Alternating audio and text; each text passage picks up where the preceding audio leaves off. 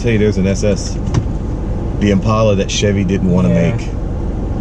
The thing is, under the hood, it competes with a Charger. Yeah. But seeing it drive down the street, you're like, what? Yeah.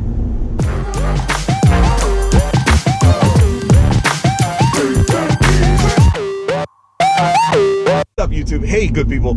This is Taj. I'm in the car this week with my good friend, co-flow, Cody Fier. What is your, you got a YouTube page too. We're going to link his YouTube page on the bottom page. I follow it. I don't know if you guys can see the pages I follow, but I follow it. I asked Cody to roll with me on this episode. We're doing top 5. This is going to be my top 5 automotive wishes. So let me break that down. Top 5 automotive wishes could be anything from car culture to manufacturing to car industry or just American culture regarding cars. I just want to name my top 5 car culture, car wishes, or just things that I wish would happen when it comes to cars. Number 5 wish for in the automotive industry is for the Honda Accord and the Toyota Camry to go all-wheel drive. And here's why. Everybody makes reliable cars now. And with that, Honda Accords and Toyota Camrys kind of don't matter anymore. Got their names on being super reliable sedans in an age where not a lot of super reliable cars, period, were being made. Today, everybody makes reliable cars. So, in my opinion, they need something. They need a reason to exist. They need to kind of change up their game. And I think going all-wheel drive, competing with Subaru at that point, Honda could go all-wheel drive, and the Accord could be the cheap man or the poor man's Audi A4. Now we're in the game. Fully suited up. All right, number 4. For wagons to be more of a thing in the U.S. Yes. I agree. In Europe, you can get the Audi RS5, you know, which is a badass sport wagon. Do they call it wagon out there? Do they call it saloon? I don't know. Anyway, I wish wagons were more of a thing here. I know back when Dodge reinvented itself, they came out with the Magnum, which at the time blew people's minds. Everybody wanted a Magnum, especially like, you know, rap culture, hip hop culture. You know, the Magnum was just, it was just beautiful, giant beast, and it came with big Hemi motors, and then Dodge gave up on it because, well, the numbers just didn't quite add up to what they needed them to be. I would love to see them bring a wagon back. I would love to see the RS5 come back, but Americans just don't want wagons. Like, they're just not into wagons. I think it still brings Generation X back to childhood of, like, you know, I even remember my father had like an 81 Chevy Malibu station wagon. Yeah. I just think they're practical. They are. And some of them they look really cool. When I was shopping for a new car recently, I came across, because I don't really like BMW personally, and I came across the Gran Turismo, which is super dope. I've never seen that car before, and they were really reasonably priced. Used, and I just was like, man, we should see more wagons. We should get more wagons. Sick. You know. I agree. Number 3. For all car brands to pick a niche and stop trying to build a car for every customer on the planet. Yes. So, to toggle back to BMW. BMW is the prime example of a car company not picking a side, trying to please everybody. If I'm not mistaken, BMW has a 1, an M1. Oh, I don't know, maybe. There's an X1. Yeah. A 2. Yeah. An M2. Yeah. A 3. A Gran like Turismo kind of 3, like a fastback 3, yeah. An X3, yeah. They got a 4, yeah. They got an X4, yeah. An M4, yeah, maybe. They got a 5, yeah. They have an X5, yeah. They have the they got an Gran Turismo. M5, they got a Gran Turismo 5, they got a 6, yeah. They got a Gran Coupe 6, they got an X6. Yeah. Is there an X6? I don't know, X5 for sure. If there is an X6, it's probably coming. And then of course i8, and then the i3. I mean, BMW literally has a car for like your 11th grade in high school and your 3rd year out of college and your 32 with 1 kid but single. Like, they have a car for every single human on the planet. Now, They make too many cars. And too often we see too many car brands making cars for everybody. You go on Dodge's website, and I haven't owned a Mopar yet. That might change. But you go on their website, they literally say muscle cars and SUVs. Like, that is the brand. That is what they're going for. Like Tesla, electric cars. That is what they do. They don't do anything else. Number two. Number two is self-driving cars that can be used with a tablet. All right, so this one's all right. I'm on the fence about this one. Like, I personally, selfishly want this, and the reason why I want this is because, like, I would love the idea of, like, my daughter being able to, like, get on her iPad and, like, just tell the car to go, like, take her to pick up her friend at her friend's house, and then tell the iPad to go, you know, tell the car to go, like, take them to the movies. And, you know, that would be really awesome. At the same time, like, I kind of don't want to see self-driving cars because of, like, the advent of Uber and Lyft. Like, those are brands, those are companies that have created entire industries. Like, yes, they disrupted the taxi industry, but they also created industries, and they've created tons and tons and tons of jobs.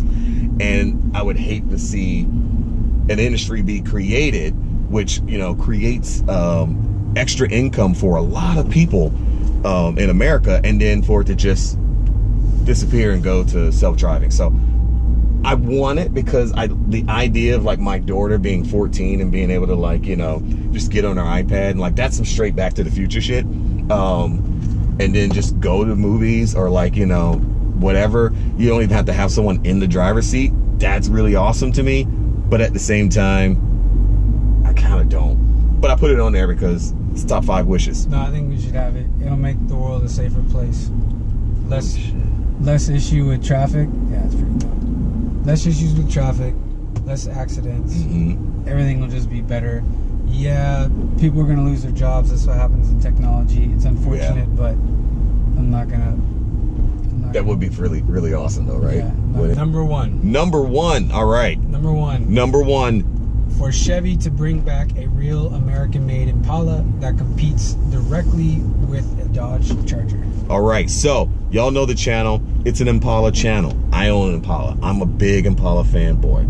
And, oh, where do I start? Okay, so, 94 through 96, Chevy drops the SS Impala. They put a Corvette motor in there, and they try, hey, what if we made a 4-door family car, but made it as fun as a Corvette? It's wild success. I mean, no, it is not successful, right? You can barely get people insured for them back when they were new. I don't know if a lot of people remember this. It was hard to get people insured for them because of, you know, the horsepower, the 298 horsepower that was just, you know, whopping at the time. All right, abandon it. They cut production for whatever reasons. There's a lot of reasons that float around out there. Comment in the box below if you'd like to chime in for yours. But they cut production, right? A year goes by, 1998, they release the front-wheel drive Impala, SSS at that, they called it.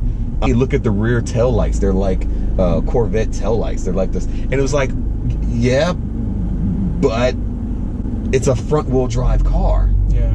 And most people don't remember this. In 2013, Chevy announced that they were coming out with the first rear-wheel drive Chevy Impala that they had made in 17 years. If you add that up, yes, they were acknowledging the success of the 1996 Impala, right? Come out with it the next year, 2014. And what do? They make it front-wheel drive. And eventually they were like, but eventually we're coming out with an all-wheel drive V6 version. Chevy, that was completely not the plan. You got with the first rear-wheel drive Impala in 17 years was a big thing. Why? Because in 2004, Dodge dropped their Dodge SRT8 Charger, and they made it all black on black. And everyone who saw it said the same thing. Dodge just created an SS96 Impala. Gave them a market. They've been making that same Dodge Charger based on the Mercedes S-Class frame from back when Mercedes owned Chrysler, Daimler. They've been making it now, and like not even like remotely slowing down on making it for, I guess what, 13 years now, since 2004. Yeah. And they're not even, they're trying to figure out ways to put more horsepower in the car. Meanwhile, Chevrolet, I'll give you credit. You've capitalized on the enterprise rent-a-car market. Like, you know, you got Hertz on lock. But there's another car company that is just killing you, just beating you to submission in the market that you created in 1994. Bring back a real American-made SS Impala. Now, I decided to make the Impala a front-wheel drive in the 11th hour. They just told us that they were going to bring out a Chevy SS, which, how can I say this? The Chevy SS, the Impala Chevy didn't want to make. It was like people probably want a rear-wheel drive competitor to the Charger SRT8, but we don't want to make our Impala that, so we'll give them an SS. But to real SS Impala fans, SS was just a trim line. That was like an addition. You know, there's a Camaro SS, there's an Impala SS. You don't make a car SS. It confused everybody. It looks like a Malibu. It does compete under the hood. It does compete under the hood, and I will give them that. But no one even knows it exists. Only a handful of people, me being one of 12 people, actually know the Chevy SS exists because you didn't commit fully. Create an aggressive ZL1 1LE style, Camaro style SS Impala rear-wheel drive that makes people scared when it pulls up behind them on the road. Make that Impala, and I guarantee you Dodge will be up to the challenge. I'm actually going to show you I took a screenshot. I was on Dodge's website, and if you scroll to the very bottom, if you're looking at the Charger page, it says Charger versus Impala. So they are ready for the fight. Give them the fight. It was your market. Anyway, that's my top 5 automotive wishes.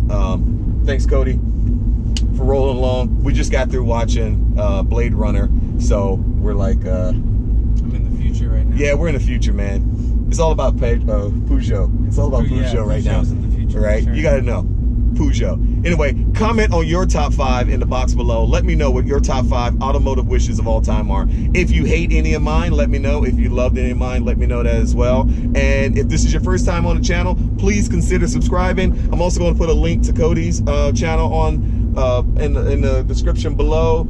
For some of you who may know, I'm also a house DJ. Cody is like one of the world-renowned house dancers and music producers. And my first Bay Area friend, like literally the couple days after I moved to the Bay, like landed on our rock. Yeah, like 3 days after moving to the Bay, ran into Cody. Not that I wasn't, I was super into house music. That's kind of how I found you. I found you. I was stalking him. I was stalking him, really. I already knew who he was. I was following him around, and anyway, thanks for coming along, man. Let's ride some more another time, and I'll catch you next week. Next week, top 5 reasons that Chevy needs to bring the Impala back. So we're gonna get even deeper. We're gonna get nerd deep. I'll see you next week.